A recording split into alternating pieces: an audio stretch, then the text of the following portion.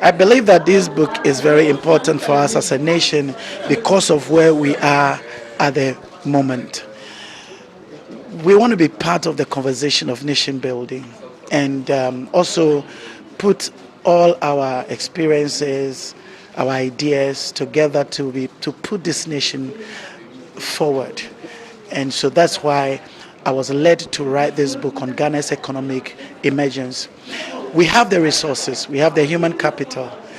We are striving to develop infrastructure and to establish technology.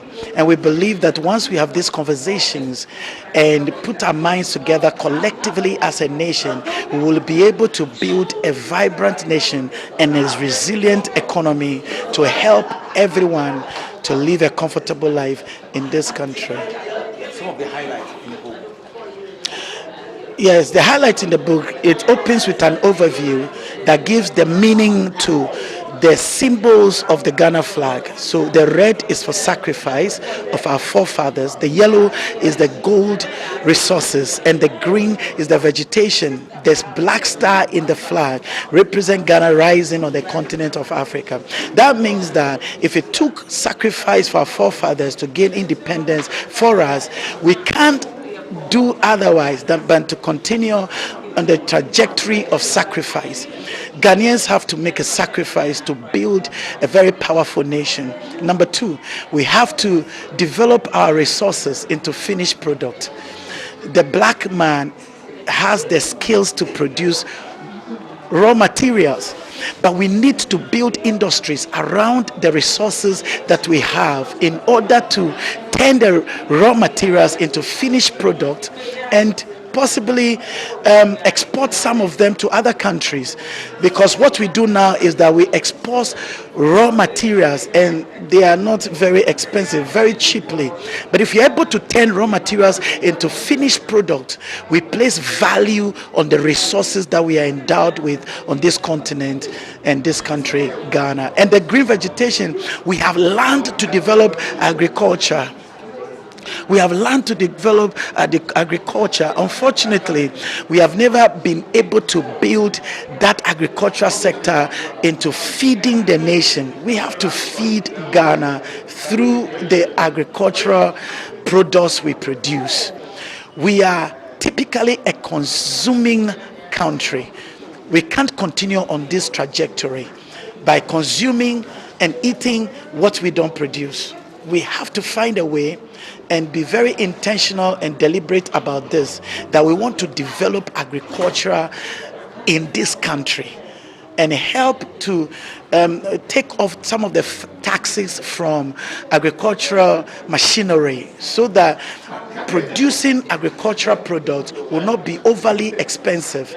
So once it's not overly expensive, everybody will want to buy the foodstuff that we produce. Education is a powerful tool to building an economy. I have made studies into economic policies, and they have come out that the countries that are doing well economically are also doing well academically. And when you look at the academic curriculum, they have designed the curriculum to solve the problems of the nation. So the curriculum is not just chew and pour, pass, forget. No, the curriculum is structured to solve the problems of the nation. So I believe we should teach patriotism in school. We should teach agriculture. We should capitalize on this and deepen the teaching of agriculture in our schools. We should also teach Ghanaians to love their country. Civic education must be emphasized. And then also, we must teach the Ghanaian entrepreneurship, the children entrepreneurship. Let me tell you, when you talk about a country like China, they train the brain for the children to be very intelligent. They also train the heart for the people to be patriotic. Then they train the hand for them to be industrious. So, threefold education: the brain, the hand, and the heart. Until we practicalize education, and navigate our ways out of this theoretical education, I'm sure we'll be going around the circles and will not be able to establish the industries that we are clamoring for. This is your final word.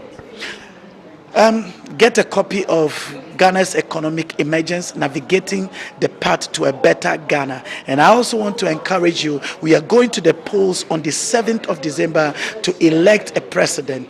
You see, it's not about personalities, it's not about the politics, it's about the policies. So interrogate the policies of the presidential candidate, and the one you believe makes sense, please vote for that person.